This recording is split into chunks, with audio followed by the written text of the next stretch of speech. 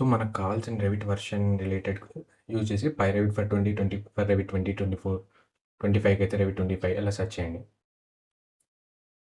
So, ఇక్కడ కింద GitHub అని ఉంది కదా! అక్కడ క్లిక్ చేయండి.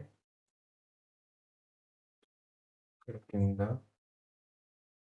First one. సేమ్ వేరే రెవిట్ వెర్షన్స్ కూడా అలానే ఉంటుంది. సేమ్ ప్రొసీజర్ ఉంటుంది. ఫస్ట్ లింక్ అది.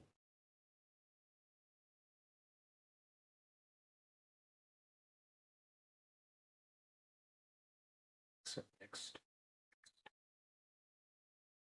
కింద ఎక్స్‌టెన్షన్స్‌కి అదేం అవసరం లేదు. పైదొకటి చాలు. నేను జస్ట్ క్లిక్ చేశా అది కూడా. కానీ అవసరం లేదు అంతగా.